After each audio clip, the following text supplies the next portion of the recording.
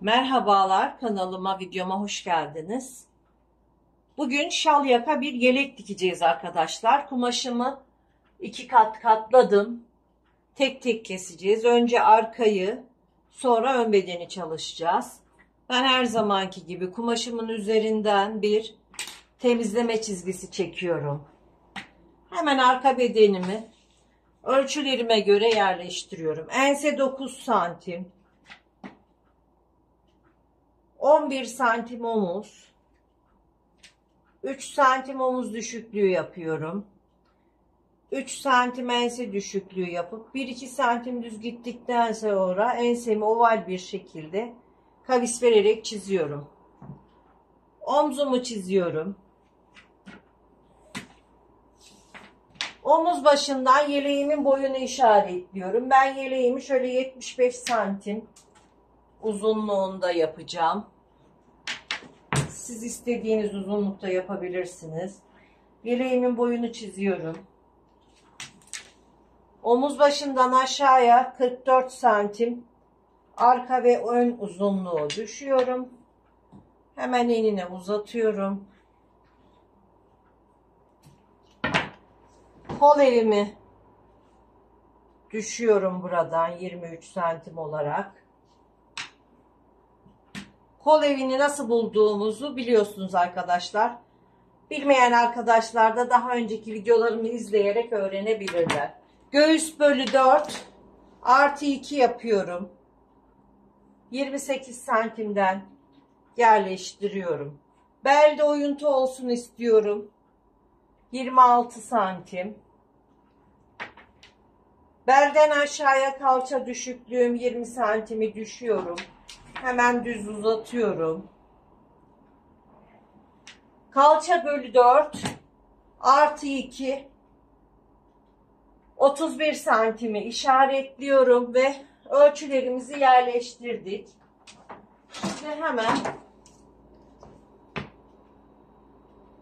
bel oyuntumu çiziyorum. Hemen bakın cetvelimi buraya yerleştiriyorum ve kalça hattını çiziyorum. Cetvelimin gelişine göre etek ucuna kadar çiziyorum.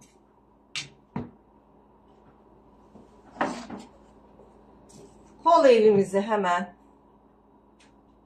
çiziyoruz.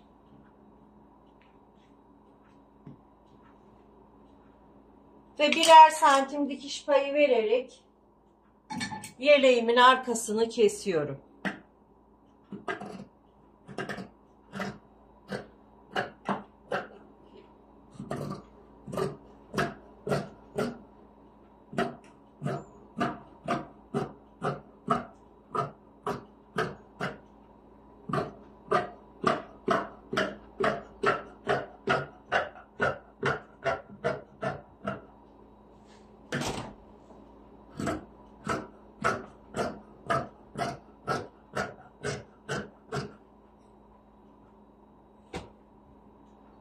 Yeleğimin arkası gördüğünüz gibi çıktı arkadaşlar.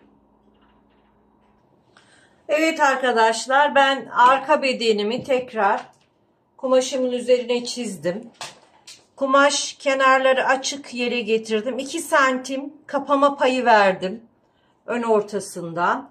Ve şimdi şal yakamızın nereye gelmesini istiyorsak şöyle ben belden biraz yukarıya, yani yaka oyuntumdan şöyle 25 santim aşağıdan cetvelimi tutacağım. Şu şekilde yerleştireceğim. Bakın 2 santimin ucundan, kapama payımın ucundan omuz başından geçecek şekilde cetvelimi yerleştirerek kapama payından ve omuz başından geçecek şekilde düz bir şekilde çiziyorum. Ve buraya röver hattı deniyor arkadaşlar. Erkek yaka kalıplarında ve şal yakada bu şekilde yakamızın nereden dönmesini istiyorsak oradan kapama payından 2 santim tutuyoruz ve omuz başından geçecek şekilde çiziyoruz. Burada Hemen ensemi ölçüyorum. Ense payı çok önemli burada. Benim ensem şöyle 10,5 santim geliyor. Şuradan 10,5'u bunun üzerinde işaretliyorum. Tabii bu arka bedenimizi yerleştirdiğimizde kumaşımızın üzerinden en az 15-20 santim fazlalık olması gerekiyor bu yakayı çalışabilmek için. Şimdi bu işaretlediğim yere cetvelimi yerleştiriyorum. Bakın dik açısına dikkat ederek bu şekilde ön ortasına doğru çiziyorum. Şal yakamızın ne kadar açılmasını istiyorsak biraz aşağıya çekelim. Açılmasını istediğimiz ölçüde de burayı çiziyoruz. Ben şöyle 12 santimlik bir ya da şöyle 11 santimlik bir şal yaka istiyorum. Bunu yine 1-2 santim şöyle düz iniyoruz. Daha sonra riga cetvelimle istediğiniz şekli vererek bakın buraya birleştiriyoruz. Şu şekilde birleştiriyorum. Ve şal yakam çıktı arkadaşlar. Şimdi kesiyorum. Bu kadar kolay ve pratik şal yaka arkadaşlar. Şimdi şuradan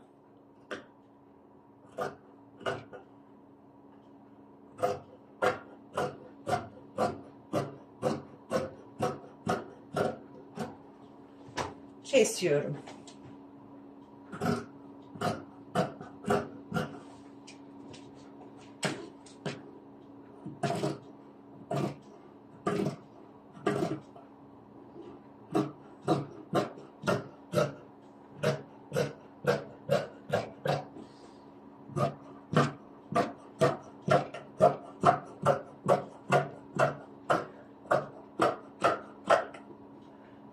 Bu şekilde kendinize şal yaka, yelek, hırka, kaban her şeyi dikebilirsiniz arkadaşlar.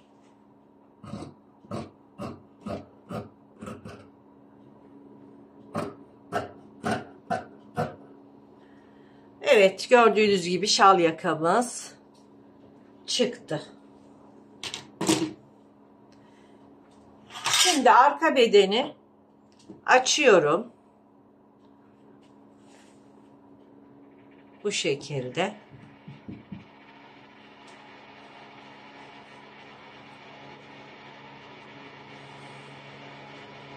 Ön bedenimi de açıyorum. Bakın. Burası omuz. Burası da omuz. Omuzlar böyle dikilecek arkadaşlar. Burayı da bu şekilde ön bedenimizi yakadan buradan dikeceğiz. Ve burası da buraya dikilecek arkadaşlar. Gördüğünüz gibi bu kadar kolay ve basit. Yakamız bu kumaşta böyle açık kalabilir. Farklı bir kumaşta buna klapa kesmemiz gerekiyor arkadaşlar. Klapayla temizlenecek. Ama ben bu yeleğimi bu şekilde dikeceğim. Açık olsun istiyorum. Yani klapa dikmeyeceğim. Belki de dikerim bakalım. Evet arkadaşlar, ben klapa dikmeye karar verdim. Ön bedenimin aynısını tekrar 2 kat olarak çizdim. Gördüğünüz gibi çiziyorum aynısını. Yakayı komple alıyorum kopyasını. Omuzdan ben şöyle 6 santim olsun istiyorum. Şöyle bele kadar aşağıdan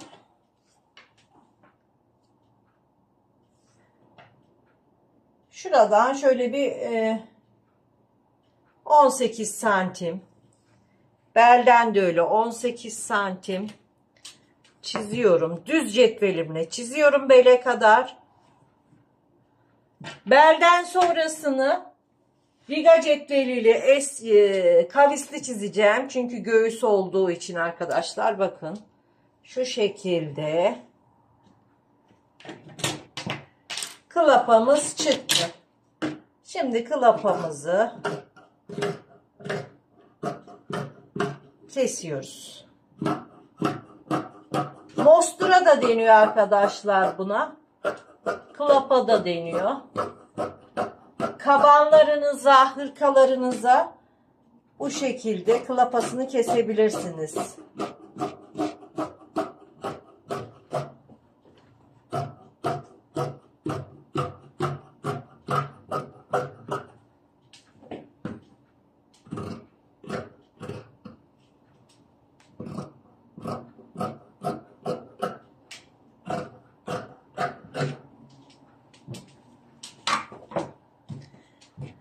Klapamız da tamam.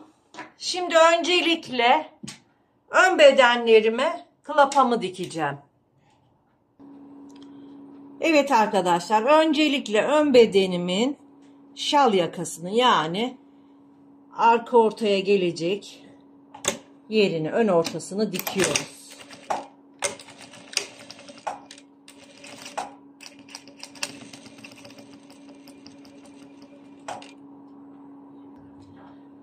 Sonra klapamın da arka ortasına gelecek yerini dikiyorum. Bunları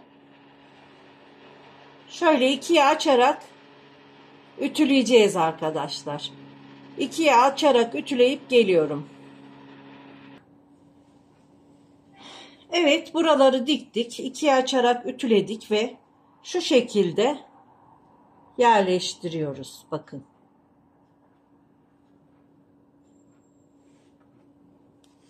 Ön bedenime etek ucundan başlıyorum.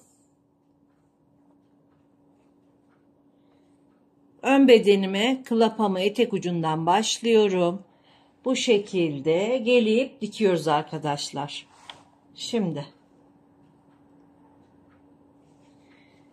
yüzüne getirdim. Ön bedenimle klapamı 1 santimden buradan birbirine dikiyorum. Siz isterseniz klapanıza tela yapıştırabilirsiniz ama ben tela yapıştırmak istemiyorum. Çünkü kumaşım tela yapıştırmaya gerek olmayan bir kumaş. Nubuk tarzı.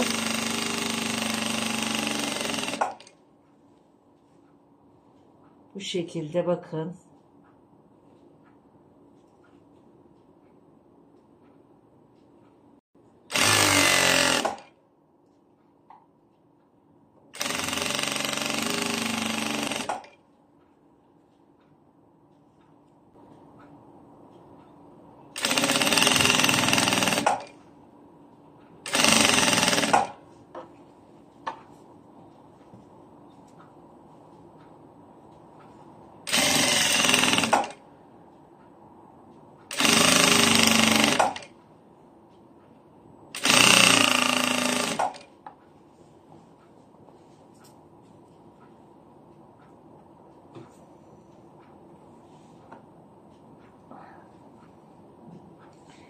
Diğer etek ucuna kadar bu şekilde dikip çıkıyoruz arkadaşlar.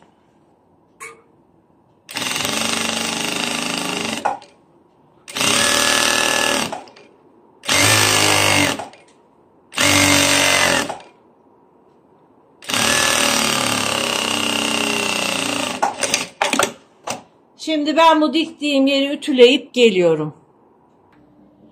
Evet arkadaşlar, şimdi şal yakamızı diktik, ön bedenimizi ütüledik, geldik.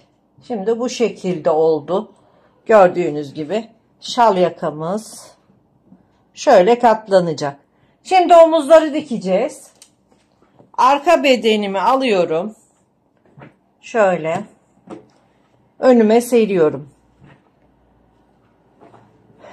Ön bedenimi de alıyorum. şu şekilde köşeleri denk getirerek buraları omuzlardan dikeceğiz arkadaşlar. Gördüğünüz gibi omuzlarımı dikeceğim. Diğer omzumu da dikeceğim. Sonra enseye yakamızı yerleştireceğiz. Şu şekilde yakamızı dikeceğiz. Şimdi makine başında hep birlikte dikelim. Ben rahat düzgün dikebilmek için arkadaşlar klapamı ön bedenime şöyle 1 santimden dikerek tutturdum. Ve şimdi omuzları dikiyoruz. Arkayı alta aldım.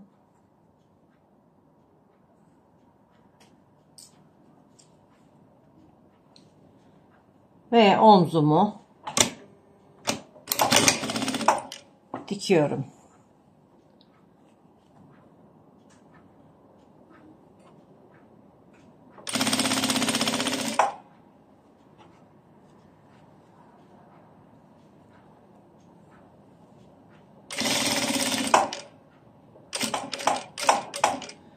Köşeye geldim. Sonra yakamı dikeceğim arkadaşlar. Bakın. Tek omzumu diktim. Arka enseyi buradan dikiyorum. Şu omuzla köşeyi denk getiriyoruz. Ölçülü diktiğimiz için zaten denk gelecektir. Bakın.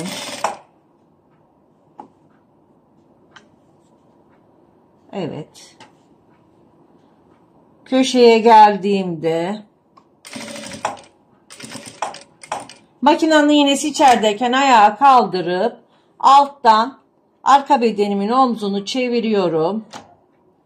Ön bedenimi de çevirerek omzumu dikmeye devam ediyorum.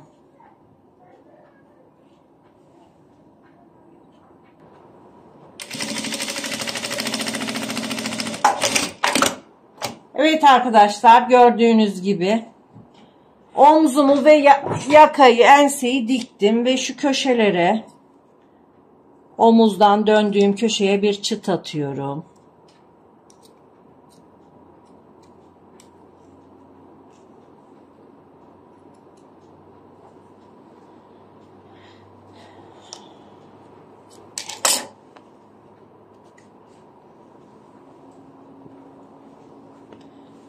Gördüğünüz gibi yeleğimiz, şal yakamız dikildi arkadaşlar. Şimdi ben burayı ovarlıkta temizleyeceğim. Kollara biyemizi takıp yeleğimizi bitirip geliyoruz arkadaşlar. Evet arkadaşlar, gördüğünüz gibi şal yaka yeleğimiz bitti. Ve çok şık oldu. Bakın yakası. Ben böyle bir kemer de çalıştım. Siz de bu şekilde çalışabilirsiniz. Bakın çok şık oldu. İsterseniz önüne ilik düğme yapabilirsiniz.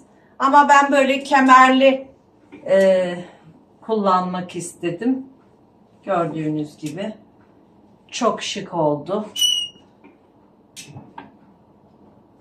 Evet arkadaşlar, beğeni ve yorumları unutmayalım. Sağlıkla kalın, hoşça kalın.